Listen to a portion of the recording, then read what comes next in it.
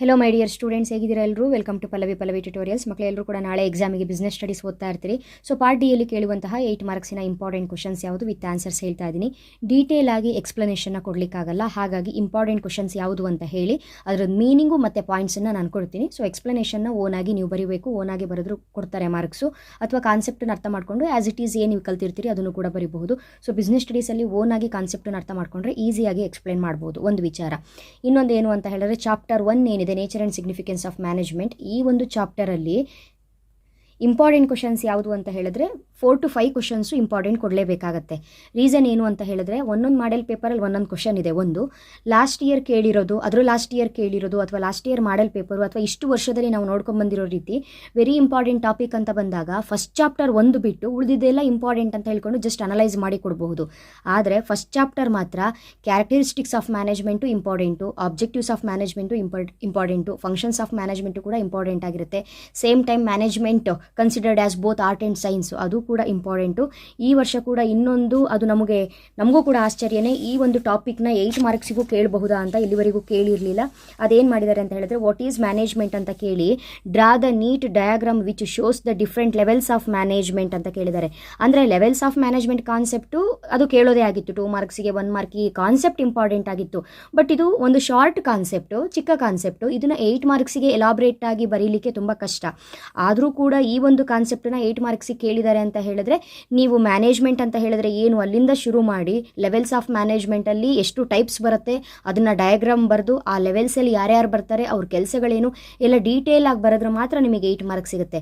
ಹಾಗಾಗಿ ಈ ವಿಡಿಯೋದಲ್ಲಿ ನಾನು ಫಸ್ಟ್ ಚಾಪ್ಟರ್ ಇಂಪಾರ್ಟೆಂಟ್ ಏನಿದೆ ಅದು 100% ಗ್ಯಾರಂಟಿ, ಹಾಗಂತ ನೀವು ನೆಗ್ಲೆಕ್ಟ್ ಮಾಡೋ ಹಾಗಿಲ್ಲ. ಫಸ್ಟ್ ಚಾಪ್ಟ್ರಲ್ಲಿ 8 ಮಾರ್ಕ್ಸಿನ ಒಂದು ಕ್ವಶನ್ನು ಗ್ಯಾರಂಟಿ. ಸೊ ಮೇಯ್ನ್ ಆಗಿ ಏನು 4 ಕ್ವಶನ್ ಇದೆ ಅದನ್ನು ನಾನು ವಿತ್ ಆನ್ಸರ್ ಹೇಳ್ತೀನಿ, ಕರೆಕ್ಟಾಗಿ ನೀವು ನೋಡ್ಕೊಳ್ಬೇಕು. ಫಸ್ಟು ನಾನು ಯಾವ ರೀತಿಯಾಗಿ ಕ್ವಶನ್ಸ್ಗಳನ್ನ ಕೊಡ್ತಾ ಹೋಗ್ತೀನಿ ನೋಡಿ, ನಂಬರ್ 1 ನಂಬರ್ 2 ಅಂತ, ಅದೇ ರೀತಿ ಇಂಪಾರ್ಟೆಂಟ್ ಆಗಿರುತ್ತೆ. ನಾನು ಫಸ್ಟ್ ಚಾಪ್ಟರಿಂದ ಸ್ಟಾರ್ಟ್ ಮಾಡಲ್ಲ, ಲಾಸ್ಟಿಂದ ಸ್ಟಾರ್ಟ್ ಮಾಡ್ತಾ ಬರ್ತಾ ಇದ್ದೀನಿ. ಯಾಕಂತ ಹೇಳಿದ್ರೆ, ಫಾರ್ ಎಕ್ಸಾಂಪಲ್ ಇವಾಗ ಒಂದು ಇಂಪಾರ್ಟೆಂಟ್ ಕ್ವಶನ್ಸ್ಗಳ ಲಿಸ್ಟ್ ಇದೆ, ಇಂತಿಷ್ಟು ಕ್ವಶನ್ಸು ಎಕ್ಸಾಮಿಗೆ 100% ಗ್ಯಾರಂಟಿ ಬರುತ್ತೆ. ಇದನ್ನು ಓದ್ಕೊಂಡ್ರೆ ಮಕ್ಕಳಿಗೆ ಈಸಿಯಾಗಿ 24 ಮಾರ್ಕ್ಸನ್ನು ಸ್ಕೋರ್ ಮಾಡಬಹುದು ಸೆಕ್ಷನ್ ಡಿ ಯಲ್ಲಿ ಅನ್ನುವಂಥ ಕಾನ್ಸೆಪ್ಟಿಂದ. ಒಂದಿಷ್ಟು ಕ್ವಶನ್ಸನ್ನು ಲಾಸ್ಟಿಂದ ಕೊಡ್ತಾ ಬರ್ತೀನಿ. ಸೊ ಕೊಡುವಂತಹ ಮೆಥಡಲ್ಲೇ ಅದು ಇಂಪಾರ್ಟೆಂಟ್ ಅನ್ನೋದು ನಿಮಗೆ ಅರ್ಥ ಆಗಿರಬೇಕು. ಸೊ ಕೊಡ್ತಾ ಇರುವಂತಹ ಫಸ್ಟ್ ಕ್ವಶನ್ ಯಾವುದು ಅಂತ ಹೇಳಿದ್ರೆ, explain any 8 functions of marketing ಕಾನ್ಸೆಪ್ಟಿಂದು ಫಂಕ್ಷನ್ಸು ಇಂಪಾರ್ಟೆಂಟು. ಟೋಟಲ್ ಆಗಿ 13 ಪಾಯಿಂಟ್ಸ್ ಇದೆ, ಅದರಲ್ಲಿ 8 ಪಾಯಿಂಟ್ಸನ್ನು ಮಾತ್ರ ನೀವು ಎಕ್ಸ್ಪ್ಲೈನ್ ಮಾಡಿದರೆ ಸಾಕು. ಸೊ ಈ ಕ್ವಶನ್ ಇಂಪಾರ್ಟೆಂಟ್ ಅಂತ ಪ್ರೂವ್ ಮಾಡಲಿಕ್ಕೆ ಒಂದು ಲಾಸ್ಟ್ ಇಯರು 2024 ಆ್ಯನುವಲ್ ಎಕ್ಸಾಮಲ್ಲಿ ಕೂಡ ಇದನ್ನು ಒಂದು ಸಲ ಏನು ಕೇಳಿದ್ದಾರೆ, functions of marketing, explain any 8 functions of marketing ಕೇಳಿದ್ದಾರೆ, ವೆರಿ ಇಂಪಾರ್ಟೆಂಟ್. ಆ್ಯಂಡ್ ನಿಮಗೆ ಬೋರ್ಡಿಂದ ಏನು 3 ಮಾಡೆಲ್ ಕ್ವಶನ್ ಪೇಪರ್ಸ್ನ ರಿಲೀಸ್ ಮಾಡಿದ್ದಾರೆ, ಅದರಲ್ಲೂ ಕೂಡ ಎಕ್ಸ್ಪ್ಲೈನ್ 8 ಫಂಕ್ಷನ್ಸ್ ಆಫ್ ಮಾರ್ಕೆಟಿಂಗ್ ಅಂತ ಕ್ವಶನ್ನ ಕೇಳಿದ್ದಾರೆ. ಸೊ ಫಂಕ್ಷನ್ಸ್ ಆಫ್ ಮಾರ್ಕೆಟಿಂಗ್ ಏನಿದೆ ವೆರಿ ಇಂಪಾರ್ಟೆಂಟ್. 8 ಮಾರ್ಕ್ಸಿಗೆ ಬರೆಯೋದ್ರಿಂದ ನಾವು ಮೀನಿಂಗಿಂದ ಸ್ಟಾರ್ಟ್ ಮಾಡಬೇಕಾಗತ್ತೆ. First market is a place where buyers and sellers meet to effect purchase and sales. Marketing means it is an human activity directed at satisfying the needs and wants through exchange process. ಹಾಗಾದರೆ functions of marketing ಯಾವ್ದ್ಯಾವುದು? Gathering and analysing market information, market planning, product designing and development, standardization and grading, packing and labeling, branding, customer support services, pricing, promotion, channelizing distribution, transport, warehouse. 12 point ಇದೆ. ಈ 12ಅಲ್ಲಿ ಕರೆಕ್ಟಾಗಿ 8 ಪಾಯಿಂಟ್ಸನ್ನು ನೀವು ತಗೊಳ್ಳಿ. 8ಅನ್ನು detail ಆಗಿ explain ಮಾಡಿದ್ರು ಕೂಡ short answer ಆಗಿದ್ರೂ ನೀವು ಎಕ್ಸ್ಪ್ಲೈನ್ ಮಾಡಲೇಬೇಕು. ಯಾಕಂತ ಹೇಳಿದರೆ, ಒಂದು ಪ್ರಾಡಕ್ಟನ್ನು ನಾವು ಮಾರ್ಕೆಟಲ್ಲಿ ಸೇಲ್ ಮಾಡ್ತಾ ಇದ್ದೀವಿ ಅಂತ ಹೇಳಿದ್ರೆ, ಅಥವಾ ಮಾರ್ಕೆಟಿಗೆ ನಮ್ಮ ಒಂದು ಆರ್ಗನೈಸೇಷನಿನ ಒಂದು ಪ್ರಾಡಕ್ಟ್ ಎಂಟ್ರಿ ಆಗ್ತಿದೆ ಅಂತ ಹೇಳಿದ್ರೆ, ಆ ಪ್ರಾಡಕ್ಟನ್ನು ಎಂಟ್ರಿ ಮಾಡಿಸೋದಕ್ಕಿಂತ ಮುಂಚೆಯಿಂದ ಹಿಡಿದು ಒಂದು ಪ್ರಾಡಕ್ಟನ್ನು ಪ್ರಿಪ್ರೇಷನ್, ನಾವೊಂದು ಪ್ರಾಡಕ್ಟನ್ನು ಪ್ರಿಪೇರ್ ಮಾಡಬೇಕು ಅಂತ ಯಾವಾಗ ನಮಗೆ ಥಾಟ್ ಬರುತ್ತೆ, ಅಲ್ಲಿಂದ ಶುರುವಾಗಿ ಆ ಪ್ರಾಡಕ್ಟನ್ನು ಎಂಡ್ ಆಫ್ ದ ಮೂಮೆಂಟ್ ಆ ಕನ್ಸ್ಯೂಮರ್ ಕೈಗೆ ಕೊಡೋವರೆಗೂ ಕೂಡ ಏನೇನು ಫಂಕ್ಷನ್ಸ್ಗಳು ನಡೆಯುತ್ತೆ ಆ ಒಂದು ಪ್ರಾಡಕ್ಟ್ ರಿಲೇಟೆಡ್ ಅನ್ನೋದನ್ನು ಫಂಕ್ಷನ್ಸ್ ಆಫ್ ಮಾರ್ಕೆಟಿಂಗಲ್ಲಿ ಬರೀಬೇಕಾಗುತ್ತೆ. ಸೊ ಇಲ್ಲೆಲ್ಲ ಕೆಲವೊಂದೆಲ್ಲ ಇದೆಯಲ್ಲ ನೋಡಿ, ಪ್ರೈಸಿಂಗ್ ಆಗಿರ್ಬೋದು, ಪ್ರೈಸ್ ಫಿಕ್ಸ್ ಮಾಡೋದು, ಪ್ರಮೋಷನ್ ಆಗಿರ್ಬೋದು, ಪ್ರಾಡಕ್ಟಿಗೆ ಪ್ರಮೋಷನ್ ಕೊಡೋವಂಥದ್ದು, ಬ್ರ್ಯಾಂಡ್ ನೇಮ್ ಕೊಡೋವಂಥದ್ದು, ಪ್ಯಾಕಿಂಗ್ ಮಾಡೋವಂಥದ್ದು, ಲೇಬ್ಲಿಂಗ್ ಕೊಡೋವಂಥದ್ದು, ಸ್ಟ್ಯಾಂಡರ್ಡೈಸೇಷನ್ ಮಾಡೋವಂಥದ್ದು, ಮಾರ್ಕೆಟ್ ಪ್ಲಾನಿಂಗ್ ಮಾಡೋದು, ಫಸ್ಟು ಯಾವ ಪ್ರಾಡಕ್ಟನ್ನು ನಾವು ಪ್ರೊಡ್ಯೂಸ್ ಮಾಡಬೇಕು, ಯಾವ ಪ್ರಾಡಕ್ಟನ್ನು ಪ್ರೊಡ್ಯೂಸ್ ಮಾಡಿದ್ರೆ ನಮಗೆ ಪ್ರಾಫಿಟ್ ಆಗುತ್ತೆ ಅಂತ ಒಂದು ಇನ್ಫಾರ್ಮೇಷನ್, ಮಾರ್ಕೆಟ್ ಕಂಡೀಷನ್ ಹೇಗಿದೆ ಅನ್ನೋದ್ರ ಬಗ್ಗೆ ಒಂದು ಇನ್ಫಾರ್ಮೇಷನ್ನ ಕಲೆಕ್ಟ್ ಮಾಡೋದಾಗಿರ್ಬೋದು. ಈ ಒಂದೇ ಕಾನ್ಸೆಪ್ಟನ್ನು ಡೀಟೇಲ್ ಆಗಿ ನಾನು ಎಕ್ಸ್ಪ್ಲೈನ್ ಮಾಡಿದ್ದೀನಿ, ಬಿಕಾಸ್ ಇದು 8 ಮಾರ್ಕ್ಸಿನ ಗ್ಯಾರಂಟಿ ಕ್ವಶನ್ ಅಂತ ಸಪ್ರೇಟ್ ವಿಡಿಯೋ ಇದೆ, ಟೈಮ್ ಇದ್ರೆ ನೀವು ನೋಡ್ಕೊಳ್ಬಹುದು.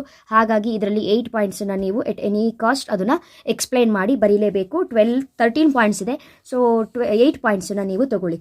ಇದಾದ್ರ ಮೇಲೆ ವೆರಿ ಇಂಪಾರ್ಟೆಂಟ್ ಟಾಪಿಕ್ಕು ನಾನು ಕೊಡ್ತಾ ಇರುವಂಥದ್ದು what is decentralisation. Very important topic. ನಿಮಗೆ ಆರ್ಗನೈಸಿಂಗ್ ಚಾಪ್ಟರಲ್ಲಿ ಟೋಟಲ್ ಆಗಿ 2 ಕ್ವಶನ್ಸನ್ನು ನಾನು ಕೊಡ್ತೀನಿ. ಒಂದು ಡಿಸೆಂಟ್ರಲೈಸೇಷನ್ನು, ಅದರ ಇಂಪಾರ್ಟೆನ್ಸು. ಇನ್ನೊಂದು ಕ್ವಶನ್ ಯಾವುದು ಅಂತ ಹೇಳಿದ್ರೆ ವಾಟ್ ಈಸ್ ಆರ್ಗನೈಸೇಷನ್ ಅಥವಾ what is organising, explain the importance of organising. ಓಕೆನಾ? ಇಂಪಾರ್ಟೆನ್ಸ್ ಆಫ್ ಆರ್ಗನೈಸಿಂಗ್ ಮತ್ತು ಡಿಸೆಂಟ್ರಲೈಸೇಷನ್ ಇಟ್ಸ್ ಇಂಪಾರ್ಟೆನ್ಸು, 2 ಕಾನ್ಸೆಪ್ಟನ್ನು ಕರೆಕ್ಟಾಗಿ ನೋಡ್ಕೊಳ್ಳಿ. ಇದೆರಡೂ ಬಂದಿಲ್ಲ ಅಂದರೂ ಬೇರೆ ಕಡೆ ಕವರ್ ಆಗೋ ರೀತಿ ನಾನು ನಿಮಗೆ ಕ್ವಶನ್ಸ್ಗಳನ್ನ ಕೊಟ್ಟಿರ್ತೀನಿ. ಟೆನ್ಷನ್ ಮಾಡ್ಕೊಳ್ಬೇಡಿ. ನಾನು ಕೊಡುವಂಥ ಕ್ವಶನ್ಸ್ಗಳಲ್ಲಿ ಮತ್ತು ಚಾಯ್ಸ್ ಇಟ್ಕೊಳ್ಬೇಡಿ, ಕರೆಕ್ಟಾಗಿ ಓದ್ಕೊಳ್ಳಿ. ಫಸ್ಟ್ ಇವಾಗ ನಾವು what is decentralisation, explain its importance ನೋಡೋಣ. ಸೊ ಇದು ಕೂಡ ತುಂಬ ಕಡೆ ರಿಪೀಟ್ ಆಗಿದೆ. ಸೇಮ್ ಟೈಮ್ ನಿಮ್ಮ ಆ್ಯನ್ಯುವಲ್ ಎಕ್ಸಾಮ್, ನಿಮ್ಮ ಸೀನಿಯರ್ಸಿಗೆ ಏನು ಆ್ಯನ್ಯುವಲ್ ಎಕ್ಸಾಮ್ ಆಯಿತು 2024 ಅದರಲ್ಲೂ ಕೂಡ ವೆರಿ ಇಂಪಾರ್ಟೆಂಟ್ ಟಾಪಿಕ್ ಇದನ್ನು ಕೇಳಿದ್ದಾರೆ. 2023 ಇದೇ ಪ್ಲೇಸಲ್ಲಿ ಇದೇ ಚಾಪ್ಟರಿನ ಆರ್ಗನೈಸಿಂಗ್ ಅಂದರೆ ಏನು, ಆರ್ಗನೈಸಿಂಗಿನ ಇಂಪಾರ್ಟೆನ್ಸ್ ಕೇಳಿದ್ದಾರೆ. ಹಾಗಾಗಿ ಆರ್ಗನೈಸಿಂಗ್ ಇಂಪಾರ್ಟೆನ್ಸು, ಡಿಸೆಂಟ್ರಲೈಸೇಷನ್ ಇಂಪಾರ್ಟೆನ್ಸನ್ನು ನೋಡ್ಕೊಳ್ಳೋಣ. Decentralisation refers to delegation of authority through all the levels of an organisation. Okay. Importance. Decentralization in importance: develops initiative among subordinates, develops managerial talent for the future, quick decision making, relief to top management, facilitates growth, better control. ಓಕೆನಾ? Total ಆಗಿ 6 points ಇದೆ. ನೀವೇನು ಮಾಡಬೇಕು, decentralisation ಮೀನಿಂಗ್ನ ಬರೆದು ಈ 6 ಪಾಯಿಂಟ್ಸನ್ನು ಏನು ಮಾಡಬೇಕು, explain ಮಾಡಬೇಕು. ನೆಕ್ಸ್ಟು ಇದೇ ಚಾಪ್ಟರಲ್ಲಿ ಇನ್ನೊಂದು ಇಂಪಾರ್ಟೆಂಟ್ ಕಾನ್ಸೆಪ್ಟ್ ಅಂತ ಹೇಳಿದ್ರೆ define organising, explain the importance of organising. Organising is a process which coordinates human efforts, assembles resources and integrates both into a unified whole to be utilized for achieving specified objectives. ಅಥವಾ ನೀವು organising ಅಂತ ಹೇಳಿದ್ರೆ ಏನಂತ ಓದ್ಕೊಂಡಿರ್ತೀರಿ meaning, ಅದನ್ನು ಬರಿಬಹುದು. ಹಾಗಾದರೆ ಬಿಸ್ನೆಸ್ಸಲ್ಲಿ organising ಮಾಡೋದ್ರಿಂದ ಏನೇನು importance ಇದೆ ಅಂತ ಹೇಳಿದ್ರೆ benefits of specialisation, clarity in working relationship, optimum utilization of resources, adaptation to change, effective administration, development of personnel, expansion and growth. ಓಕೆನಾ? ಈ ಚಾಪ್ಟರ್ಲಿ 2 ಕಾನ್ಸೆಪ್ಟ್ ಮಿಸ್ ಮಾಡೋ ಹಾಗೆ ಇಲ್ಲ. Next come to the chapter staffing. Very very very important chapter. Staffing ಚಾಪ್ಟರಲ್ಲಿ ನಾನು ನಿಮಗೆ ಕೊಡುವಂತಹ questions only 4 questions. ಕರೆಕ್ಟಾಗಿ ಕೇಳ್ಕೊಳ್ಳಿ. ಈ 4 ಕ್ವಶನ್ಸು ಕೂಡ ನೀವು ಕರೆಕ್ಟಾಗಿ ವರ್ಕ್ ಮಾಡಲೇಬೇಕು, ಕಲ್ತ್ಕೊಳ್ಳೇಬೇಕು. ಯಾಕಂತ ಹೇಳಿದ್ರೆ ಈ 4ಅಲ್ಲಿ 2 ಕ್ವಶನ್ಸ್ ಎಕ್ಸಾಮಿಗೆ ಬರುತ್ತೆ. ಒಂದು ಸೆಕ್ಷನ್ ಸಿ ಯಲ್ಲಿ 4 ಮಾರ್ಕ್ಸಿಗೆ, ಇನ್ನೊಂದು ಸೆಕ್ಷನ್ ಡಿ ಯಲ್ಲಿ 8 ಮಾರ್ಕ್ಸಿಗೆ. ಹಾಗಾಗಿ ನಾನು ಕೊಡುವಂತಹ 4 ಕ್ವಶನ್ಸನ್ನ ಯಾವುದೇ ಕಾರಣಕ್ಕೂ ನೆಗ್ಲೆಕ್ಟ್ ಮಾಡದೆ ಕರೆಕ್ಟಾಗಿ ಬರ್ಕೊಳ್ಬೇಕು. ಹಾಗಾದರೆ ಫಸ್ಟು ನಾವು ಸ್ಟೆಪ್ ವೈಸೇ ಹೋಗೋಣ, ಯಾವುದು ಇಂಪಾರ್ಟೆಂಟ್ ಅಂತ ಹೇಳ್ಕೊಂಡು. ಫಸ್ಟ್ ಒನ್, ಸ್ಟಾಫಿಂಗ್ ಅಂತ ಹೇಳಿದರೆ ಏನು, ಸ್ಟಾಫಿಂಗಿನ ಮೀನಿಂಗು ಹಾಗೂ ಸ್ಟಾಫಿಂಗಿನ ಪ್ರೋಸೆಸ್ಸು ಅಥವಾ ಪ್ರೊಸೀಜರು ಅಥವಾ ಸ್ಟೆಪ್ಸು ಏನು ಬೇಕಿದ್ರೂ ಹೇಳ್ಬೋದು. ಸ್ಟಾಫಿಂಗ್ ಪ್ರೋಸೆಸ್ ಕರೆಕ್ಟಾಗಿ ನೋಡ್ಕೊಳ್ಬೇಕು. ನೋಡಿ, staffing is the process through which competent employees R selected, trained, developed, rewarded and integrated towards the achievement of business goals. ಹಾಗಾದರೆ ನಾವು ಸ್ಟಾಫಿಂಗ್ ಹೇಗೆ ಮಾಡ್ತೀವಿ, ಏನು ಪ್ರೋಸೆಸ್ ಏನೇನು ಅಂತ ಹೇಳಿದ್ರೆ, first man power planning, second one recruitment, third one selection, fourth one placement and orientation, training and development, performance appraisal, promotion and career planning, compensation. First ನಮಗೆ ಯಾವ ರೀತಿ ಎಂಪ್ಲಾಯೀಸ್ ಬೇಕು ಅವರನ್ನು ತಗೊಂಡು ಅಥವಾ ಅವ್ರಿಗೆ ಫಸ್ಟ್ ನಾವು ಅಡ್ವರ್ಟೈಸ್ ಮಾಡಿಕೊಂಡು ಅವರನ್ನು ಬಿಸ್ನೆಸ್ಸಿಗೆ ತಗೊಳ್ಳೋದು, ಅವ್ರಿಗೆ ಸರಿಯಾಗಿ ಇಂಟರ್ವ್ಯೂ ಮಾಡಿ ಅವರನ್ನು ಏನು ಮಾಡ್ಕೊಳ್ಳೋ ಅಂಥದ್ದು, ಸೆಲೆಕ್ಷನ್ ಮಾಡ್ಕೊಳ್ಳೋ ಅಂಥದ್ದು ಮ್ಯಾನ್ ಪವರ್ ಪ್ಲ್ಯಾನಿಂಗಲ್ಲಿ ಬರ್ತಾ ಹೋಗುತ್ತೆ. ನೆಕ್ಸ್ಟು ರಿಕ್ರೂಟ್ ಮಾಡ್ಕೊಳ್ಳೋದು, ಬಿಸ್ನೆಸ್ಸಿಗೆ ರಿಕ್ರೂಟ್ ಮಾಡ್ಕೊಳ್ಳೋದು, ನೇಮಕಾತಿ ಮಾಡ್ಕೊಳ್ಳೋದು. ಅದಾದ ನಂತರ ಸೆಲೆಕ್ಷನ್ ಮಾಡೋದು, ಯಾವ ಪ್ಲೇಸಿಗೆ ಅವ್ರು ಬೇಕು ಅಂತ ಹೇಳ್ಕೊಂಡು ಸೆಲೆಕ್ಷನ್ ಮಾಡ್ಕೊಳ್ಳೋದು. ಸೆಲೆಕ್ಷನ್ ಮಾಡ್ಕೊಳ್ಳೋದಕ್ಕೆ ಕೆಲವೊಂದು ಟೆಸ್ಟ್ಗಳಿರುತ್ತೆ, ಆ ಟೆಸ್ಟ್ಗಳನ್ನೆಲ್ಲ ಮಾಡಿಕೊಂಡು ಸೆಲೆಕ್ಷನ್ ಮಾಡ್ಕೊಳ್ಳೋದು. ನೆಕ್ಸ್ಟ್ ಅವರಿಗೆ ಪ್ಲೇಸ್ಮೆಂಟ್ ಕೊಡೋದು. Next orientation. ಪ್ಲೇಸ್ಮೆಂಟ್ ಅಂದರೆ ಆ ಒಂದು ಏನೊಂದು ಜಾಬಿಗೆ ಅವರು ಪ್ಲೇಸ್ಮೆಂಟ್ ಆಗಿರ್ತಾರೆ ಆ ಜಾಬನ್ನು ಅವರಿಗೆ ಕೊಡೋದು. ಓರಿಯೆಂಟೇಷನ್, ರಿಮೈನಿಂಗ್ ಏನೇನು ಇರ್ತಾರೆ ಅಲ್ಲಿ ಎಂಪ್ಲಾಯೀಸು ಅವರಿಗೆಲ್ಲ ಪರಿಚಯ ಮಾಡಿಕೊಡೋದು. ನೆಕ್ಸ್ಟು ಬಿಸ್ನೆಸ್ಸಿಗೆ ಬಂದ್ರ ಮೇಲೆ ಆ ಒಬ್ಬ ಎಂಪ್ಲಾಯಿಗೆ ಟ್ರೈನಿಂಗ್ ಕೊಡೋವಂಥದ್ದು, ನೆಕ್ಸ್ಟ್ ಅವನನ್ನು ಡೆವಲಪ್ ಮಾಡುವಂಥದ್ದು, ಅವ್ನು ಮಾಡುವಂತಹ ಪರ್ಫಾರ್ಮೆನ್ಸಿಗೆ ಪರ್ಫಾರ್ಮೆನ್ಸ್ ಅಪ್ರೈಸಲ್, ನೀನು ವರ್ಕ್ ಚೆನ್ನಾಗಿ ಮಾಡ್ತಿದ್ಯಾ, ಇನ್ನೂ ಚೆನ್ನಾಗಿ ಮಾಡು ಅಂತ ಹೇಳ್ಕೊಂಡು ಅವನಿಗೊಂದು ಮೋಟಿವೇಶನ್ನ ಕೊಡುವಂಥದ್ದು. ನೆಕ್ಸ್ಟ್ ಅವ್ನು ವರ್ಕ್ ಚೆನ್ನಾಗಿ ಮಾಡಿದ್ದಾನೆ ಅಂತ ಹೇಳಿದ್ರೆ ಅವನಿಗೆ ಪ್ರಮೋಷನ್ನ ಕೊಡುವಂಥದ್ದು, career planning, promotion and career planning, ಪ್ರಮೋಷನ್ನ ಕೊಡುವಂಥದ್ದು. ಅದಷ್ಟೇ ಅಲ್ಲದೆ ಕಾಂಪನ್ಸೇಷನ್ ಅಂತ ಹೇಳಿದ್ರೆ ಎಕ್ಸ್ಟ್ರಾ ಬೋನಸ್ ಆಗಿರ್ಬೋದು, ಎಕ್ಸ್ಟ್ರಾ ಸ್ಯಾಲ್ರಿ ಆಗಿರ್ಬೋದು, ಅಥವಾ ಅವನ ಫ್ಯಾಮಿಲಿಗೆ ಏನಾದರೂ ಇನ್ಸೆಂಟಿವ್ಸ್ನ ಕೊಡುವಂಥದ್ದು, ಬೆನಿಫಿಟ್ಸ್ ಕೊಡುವಂಥದ್ದು, ಹೆಲ್ತ್ ಬೆನಿಫಿಟ್ಸ್ ಆಗಿರ್ಬೋದು, ಈ ರೀತಿಯಾಗಿ ಕೆಲವೊಂದು ಬೆನಿಫಿಟ್ಸ್ಗಳನ್ನ ಕೊಡೋದನ್ನು ಕಾಂಪನ್ಸೇಷನ್ ಅಂತ ಕರಿತೀವಿ. ಅಂದರೆ ನೀವು ಫಸ್ಟ್ ಆಫ್ ಆಲ್ ಸ್ಟಾಫಿಂಗ್ ಅಂತ ಹೇಳಿದ್ರೆ ಒಬ್ಬ ವ್ಯಕ್ತಿಯನ್ನು ಒಂದು ಸಂಸ್ಥೆಗೆ ಕೆಲಸಕ್ಕೆ ಯಾವ ರೀತಿಯಾಗಿ ತಗೊಳ್ತಾರೆ ಅನ್ನೋದ್ರಿಂದ ಹಿಡಿದು ಆ ವ್ಯಕ್ತಿನ ತಗೊಂಡು ಕೊನೆವರೆಗೂ ಅವನಿಗೆ ಏನೇನು ವರ್ಕ್ಗಳನ್ನ ನಾವು ಬಿಸ್ನೆಸ್ಸಲ್ಲಿ ಮಾಡಿಸ್ತೀವಿ ಮತ್ತು ಅವನನ್ನು ಯಾವ ರೀತಿ ಟ್ರೀಟ್ ಮಾಡ್ತೀವಿ ಅನ್ನೋದು ಕೂಡ ಇಂಪಾರ್ಟೆಂಟ್ ಆಗುತ್ತೆ. ಅದಕ್ಕೆ ಸಂಬಂಧಪಟ್ಟಂತೆ ಪ್ರೋಸೆಸ್ ಆಗಿರುತ್ತೆ. ಇದು ನಿಮಗೆ 8 ಮಾರ್ಕ್ಸಿಗೆ ಇಂಪಾರ್ಟೆಂಟ್ ಕಾನ್ಸೆಪ್ಟ್. ಇದ್ರ ಜೊತೆಗೆ ಇದೇ ಒಂದು ಟಾಪಿಕ್ನ ಕರೆಕ್ಟಾಗಿ ತಿಳ್ಕೊಳ್ಳಿ, ಮತ್ತೆಲ್ಲೂ ನೀವು ಕನ್ಫ್ಯೂಸ್ ಮಾಡ್ಕೊಳ್ಳೋಕೆ ಹೋಗಬೇಡಿ. ಸ್ಟಾಫಿಂಗ್ ಪ್ರೋಸೆಸ್ ಒಂದು ಕೇಳ್ತಾರೆ ಮಕ್ಕಳೇ, ಇದಿಲ್ಲ ಅಂತ ಹೇಳಿದ್ರೆ ಯಾವ್ದು ಕೇಳ್ತಾರೆ ಅಂದರೆ ಈ ರಿಕ್ರೂಟ್ಮೆಂಟ್ ಕಾನ್ಸೆಪ್ಟ್ ಇದೆ ನೋಡಿ, ಇದ್ರ ಮೇಲೆ 8 ಮಾರ್ಕ್ಸಿಂದು ಒಂದು ಕ್ವಶನ್ನ ಕೇಳ್ತಾರೆ.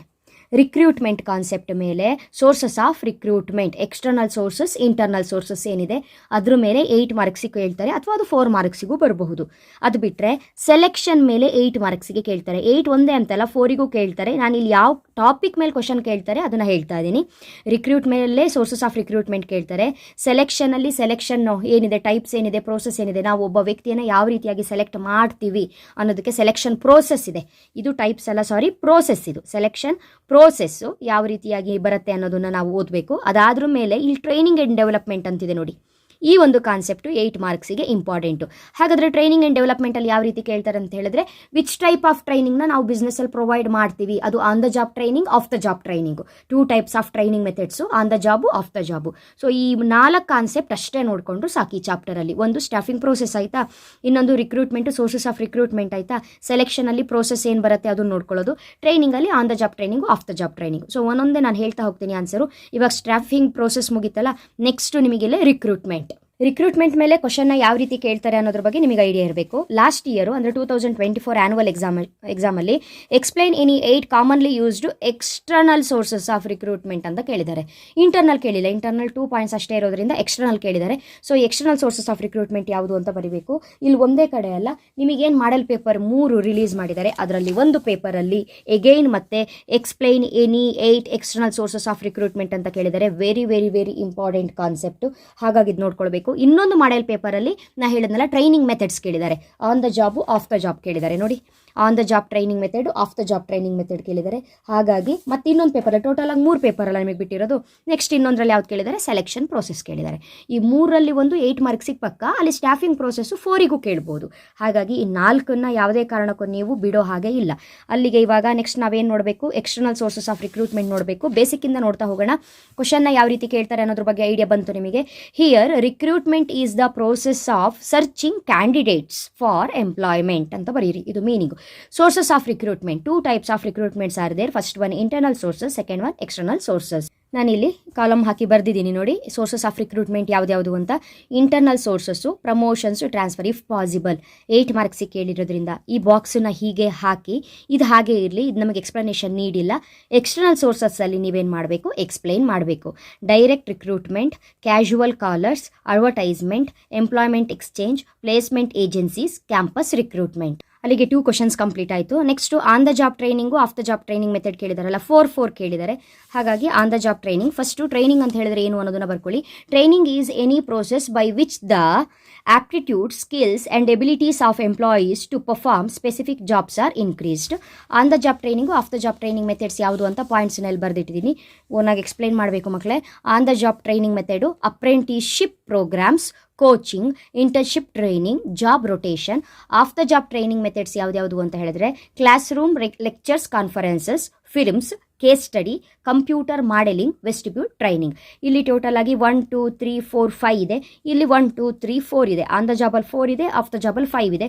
4 ಪಾಯಿಂಟ್ಸನ್ನು ಏನು ಮಾಡಬೇಕು, ಎಕ್ಸ್ಪ್ಲೈನ್ ಮಾಡಬೇಕು. ಲಾಸ್ಟು ಈ ಒಂದು ಚಾಪ್ಟರಲ್ಲಿ ಸೆಲೆಕ್ಷನ್ ಕಾನ್ಸೆಪ್ಟು, ಸೆಲೆಕ್ಷನ್ ಪ್ರೋಸೆಸ್ ಅಂತ ಹೇಳಿದ್ರೆ ಏನು ಅಂತ ಬರೀಬೇಕು. ಫಸ್ಟ್ ನಾವು ಸೆಲೆಕ್ಷನ್ ಮೀನಿಂಗ್ನ ಬರ್ಕೊಳ್ಬೇಕು. Selection is the process of differentiating between applicants in order to identify and select best and eliminating rest. ಬೆಸ್ಟನ್ನ ಸೆಲೆಕ್ಟ್ ಮಾಡಿ ಉಳಿದವ್ರನ್ನ ನಾವು ಬಿಡಬೇಕು. ಹಾಗಾದರೆ ಸೆಲೆಕ್ಷನಿನ ಸ್ಟೆಪ್ಸ್ ಏನೇನು? First one, preliminary screening. Selection test, selection ಟೆಸ್ಟಲ್ಲಿ intelligence test, trade test, personality test, interest test ಅಂತ 4 ಬರುತ್ತೆ. ಸೊ ಈ 4 ಟೆಸ್ಟ್ಗಳು ವೆರಿ ವೆರಿ ವೆರಿ ಇಂಪಾರ್ಟೆಂಟು, 4 ಮಾರ್ಕ್ಸಿಗೆ ಕೇಳ್ತಾರೆ.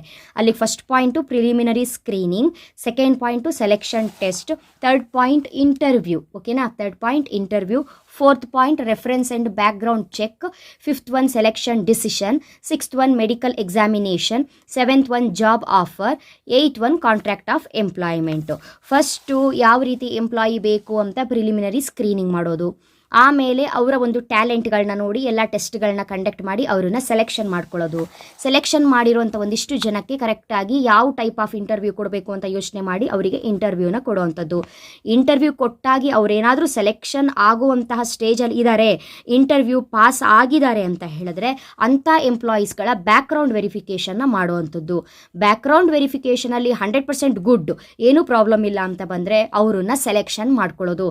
ಸೆಲೆಕ್ಷನ್ ಮಾಡೋದಕ್ಕಿಂತ ಮುಂಚೆನೇ ಮೆಡಿಕಲ್ ಎಕ್ಸಾಮಿನೇಷನ್ ಆಗಿರುತ್ತೆ. ಸೊ ಸೆಲೆಕ್ಷನ್ನು ಮೆಡಿಕಲ್ ಎಕ್ಸಾಮಿನೇಷನ್ ಪ್ರೋಸೆಸ್ಸು ಎರಡೂ ಒಟ್ಟಿಗೆ ನಡೆಯುತ್ತೆ. ಮೆಡಿಕಲ್ ಎಕ್ಸಾಮಿನೇಷನ್ ಮಾಡ್ಕೊಳ್ಳೋದು, ಆಮೇಲೆ ಅವರಿಗೆ ಜಾಬ್ನ ಆಫರ್ ಮಾಡುವಂಥದ್ದು, ಜಾಬ್ ಪ್ರೊವೈಡ್ ಮಾಡುವಂಥದ್ದು. ಜಾಬ್ ಪ್ರೊವೈಡ್ ಆದ್ರ ಮೇಲೆ ಬಿಸ್ನೆಸ್ ಜೊತೆಗೆ ಅವ್ರ ಜೊತೆ ಕಾಂಟ್ರಾಕ್ಟ್ ಮಾಡ್ಕೊಳ್ಳೋವಂಥದ್ದು. ಬಿಕಾಸ್ ಒಂದು ಕಂಪನಿ ಅಂತ ಬಂದಾಗ ಸಮ್ ಕಾಂಟ್ರಾಕ್ಟ್ಸ್ಗಳು ಅಗ್ರಿಮೆಂಟ್ಸ್ಗಳು ಇದ್ದೇ ಇರುತ್ತೆ. ಸೊ ಕಾಂಟ್ರಾಕ್ಟ್ ಮಾಡ್ಕೊಳ್ಳೋದು, ಇದಿಷ್ಟು ಕೂಡ ಸೆಲೆಕ್ಷನ್ ಪ್ರೋಸೆಸ್. ಅಲ್ಲಿಗೆ ಸ್ಟಾಫಿಂಗ್ ಚಾಪ್ಟರ್ ಮೇಲೆ ಕೇಳುವಂತಹ all 4 important questions with answers ಹೇಳಾಯಿತು. ಯಾವುದೇ ಕಾರಣಕ್ಕೂ ನೆಗ್ಲೆಕ್ಟ್ ಮಾಡದೆ ಓದ್ಕೊಳ್ಬೇಕು.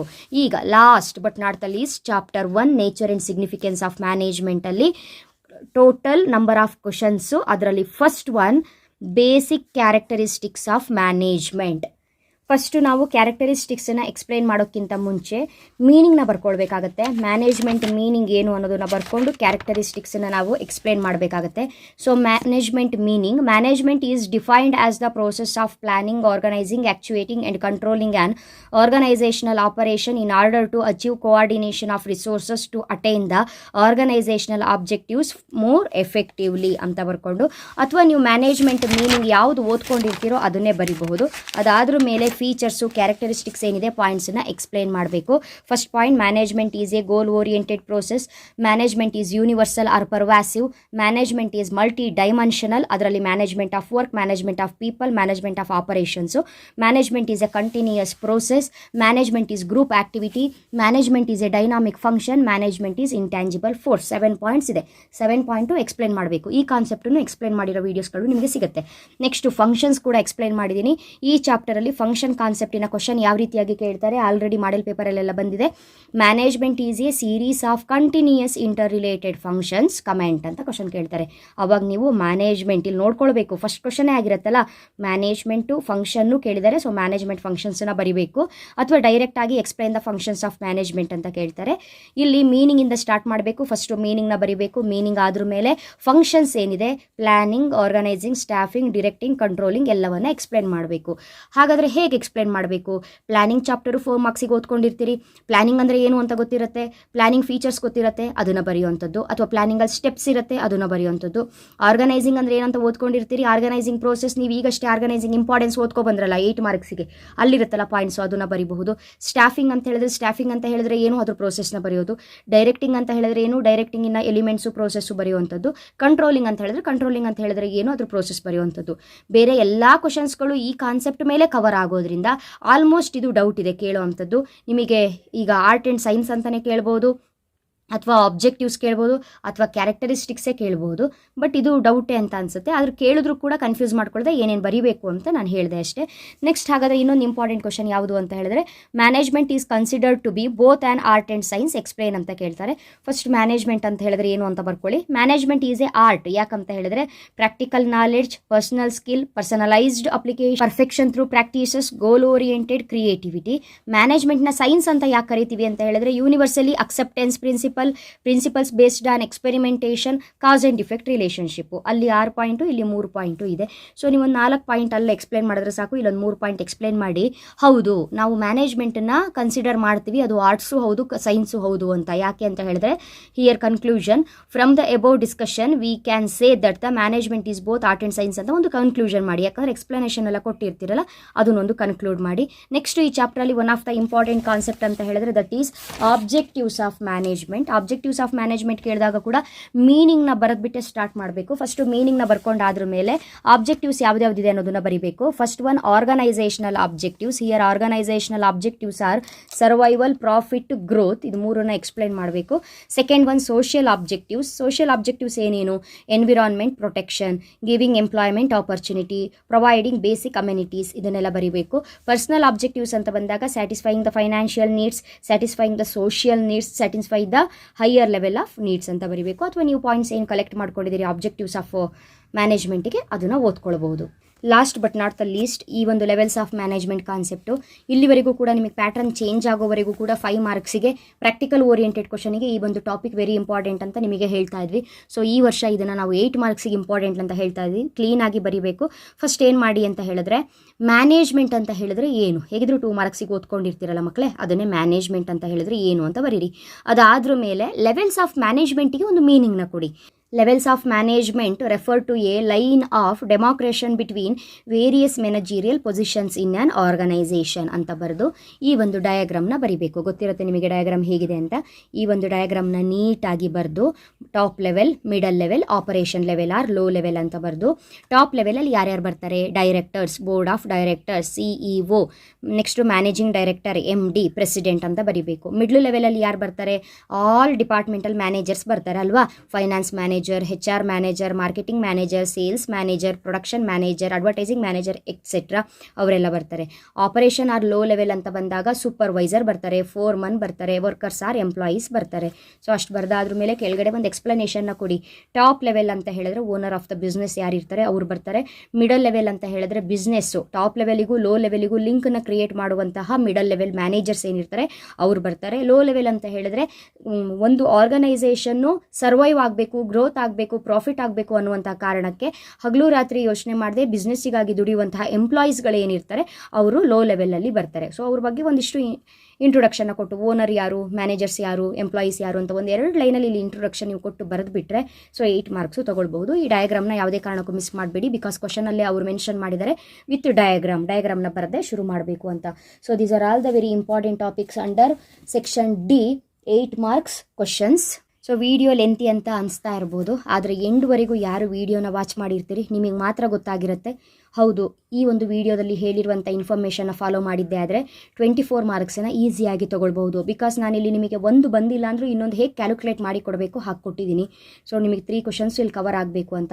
ಆಲ್ಮೋಸ್ಟ್ ಆಲ್ ಕವರ್ ಆಗೇ ಆಗುತ್ತೆ. ಹೋಪ್ ಇಟ್ಕೊಂಡು ಆರಾಮಾಗಿ ಓದ್ಕೊಂಡು ಹೋಗಿ. ನೀವು ಬೇರೆ ಕ್ವಶನ್ಸ್ ನಿಮಗೆ ತುಂಬ ಇಂಪಾರ್ಟೆಂಟು, ನಾನು ಹೇಳಿದ ಇಂಪಾರ್ಟೆಂಟ್ ಅಲ್ಲ ಅಂತ ಅನಿಸಿದ್ರೂ ಸಹ ಈ ಕ್ವಶನ್ಸನ್ನು ಬಿಟ್ಟು ಬೇರೆದನ್ನು ಓದ್ಕೊಂಡು ಹೋಗಬೇಡಿ. ಇದ್ರ ಜೊತೆಗೆ ಬೇರೆದನ್ನು ಓದ್ಕೊಂಡ್ರೂ ಪ್ರಾಬ್ಲಮ್ ಇಲ್ಲ. ನಾನಿವತ್ತು ಈ ವಿಡಿಯೋದಲ್ಲಿ ಹೇಳಿರುವ ಯಾವುದೇ ಕ್ವಶನ್ಸನ್ನು ಕೂಡ ನೆಗ್ಲೆಕ್ಟ್ ಮಾಡಬೇಡಿ, ಬಿಟ್ಟು ಹೋಗಬೇಡಿ. ಇಲ್ಲಿವರೆಗೂ ವಾಚ್ ಮಾಡಿದ್ರಲ್ಲ, ನಿಮಗೇನಾದರೂ ಇದು ಹೌದು ವರ್ತು, ಈ ವಿಡಿಯೋ ನಮಗೆ ಉಪಯೋಗ ಆಯಿತು, ಯೂಸ್ ಆಯಿತು ಅಂತ ಅನಿಸಿದರೆ ಈ ವಿಡಿಯೋಸ್ಗಳನ್ನ ನಿಮ್ಮ ಫ್ರೆಂಡ್ಸ್ಗಳಿಗೂ ಶೇರ್ ಮಾಡಿ. ಅವರು ಕೂಡ 8 ಮಾರ್ಕ್ಸಿಗೆ ಏನು ಓದಬೇಕು ಅನ್ನುವಂತಹ ಕನ್ಫ್ಯೂಷನಲ್ಲಿದ್ದರೆ ಅವರಿಗೆ ಒಂದಿಷ್ಟು ಹೆಲ್ಪ್ ಆಗುತ್ತೆ ಅಂತ. ನೆಕ್ಸ್ಟ್ ವಿಡಿಯೋದಲ್ಲಿ 4 ಮಾರ್ಕ್ಸಿನ ಇಂಪಾರ್ಟೆಂಟ್ ಕ್ವಶನ್ಸ್ ಯಾವುದು ಅನ್ನೋದನ್ನು ಎಕ್ಸ್ಪ್ಲೈನ್ ಮಾಡ್ತೀನಿ. ಅಲ್ಲಿವರೆಗೂ ಚೆನ್ನಾಗಿ ಓದ್ಕೊಳ್ತಾ ಇರಿ ಮಕ್ಕಳೇ. ನಾಳೆ ಎಕ್ಸಾಮ್ ಈಸಿ ಇರುತ್ತೆ, ಟೆನ್ಷನ್ ಮಾಡ್ಕೋಬೇಡಿ. Thank you.